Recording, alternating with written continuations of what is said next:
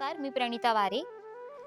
आपल्या सगळ्यांना माहीत आहे की 3 जानेवारी हा दिवस सावित्रीबाई फुले यांची जयंती म्हणजेच वर्षातला पहिला सण सावित्री उत्सव म्हणून आपण सगळेजण गेली अनेक वर्ष साजरा करत आहोत.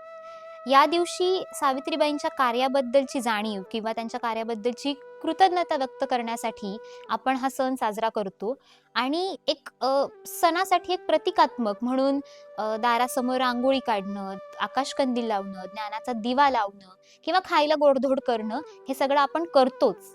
पण हे फक्त सेलिब्रेशन पुरतं मर्यादित न राहता त्यांचे विचार सुद्धा समजून घेतले पाहिजेत.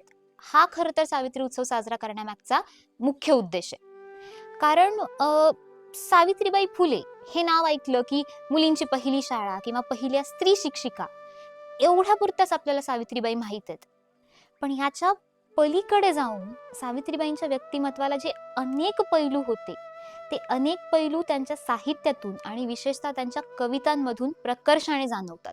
का जाणवतात असं मला वाटतं तर ज्या काळात वाचणं, स्त्रियांनी वाचन करणं हे सुद्धा पाप मानलं जात होतं, त्या काळात त्यांनी स्वतः शिकून लिहिणं, स्वतःची अशी काहीतरी निर्मिती करणं हे किती मोठं किंवा किती क्रांतिकारी होतं असं वाटतं. शिक्षणाचं महत्त्व सांगणाऱ्या सावित्रीबाई जेव्हा असं म्हणतात की माणसाचा सगळ्यात मोठा शत्रू कोणता तर अज्ञान, तर हे सांगणाऱ्या सावित्रीबाई जशा होत्या तसंच या अज्ञानामुळे अंधश्रद्धा कशी समाजामध्ये पाझरत गेली आणि त्यामुळे लोक त्याच्या कसे आहारी गेले हे सांगताना धोंडे मुले देती नवसा पावती लग्न का करती नारी नर असा परखड सवाल विचारणाऱ्या सावित्रीबाई सुद्धा आपल्याला भेटतात. तर ह्याच अज्ञानामुळे त्या काळी शूद्रांची जी हलाखीची परिस्थिती होती ती परिस्थिती पाहून दुःखी होणाऱ्या सावित्रीबाई सुद्धा त्यांच्या कवितांमधून भेटतात. त्याचप्रमाणे ह्याच शिक्षणाच्या अभावामुळे ज्या शेतीला खरं तर एक महाराष्ट्राचा मुख्य व्यवसाय म्हणून बघितलं जात होतं, परंतु शेतकऱ्याला किंमत नाही, शेतमालाला भाव नाही, अशा परिस्थितीमध्ये ब्रह्म असे शेती अन्नधान्य देती असं सांगणाऱ्या सावित्रीबाई सुद्धा आपल्याला भेटतात. त्या काळच्या सगळ्या सामाजिक प्रश्नांवरती त्या बोलत होत्याच आणि ह्या सगळ्या परिस्थितीला जर काही उपाय असेल तर ते केवळ शिक्षण आहे हे त्या सांगत होत्या.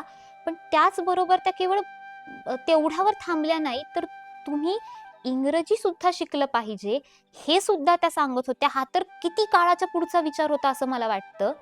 पण त्या फक्त सामाजिक प्रश्नांवर बोलल्या का तर नाही, त्यांच्यातली जी हळवी जी निरीक्षण करणारी सावित्री होती तिने निसर्गावर सुद्धा कविता केल्या.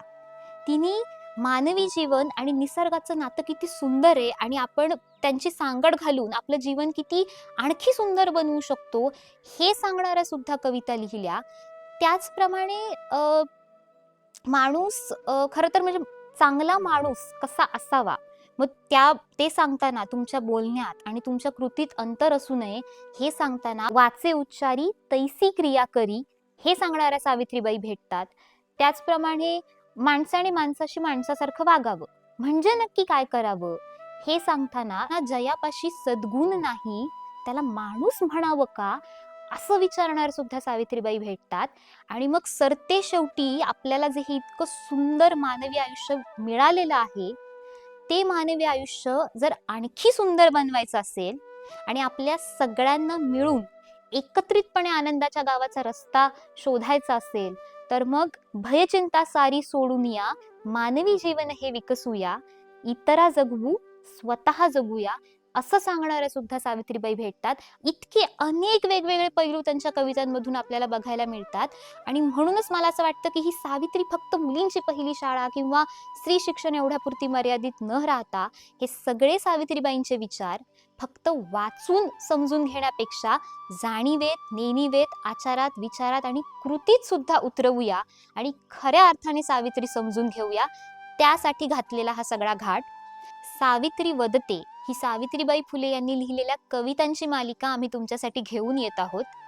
SM जोशी सोशलिस्ट फाउंडेशनच्या YouTube चॅनलवर दररोज एक सावित्रीबाईंची कविता आम्ही प्रसारित करणार आहोत. तेव्हा आपण सगळ्यांनी ह्या कविता ऐकूया, सावित्रीबाईंचे विचार समजून घेऊया आणि सावित्रीबाईंना एक कृतिशील अभिवादन करूया. धन्यवाद.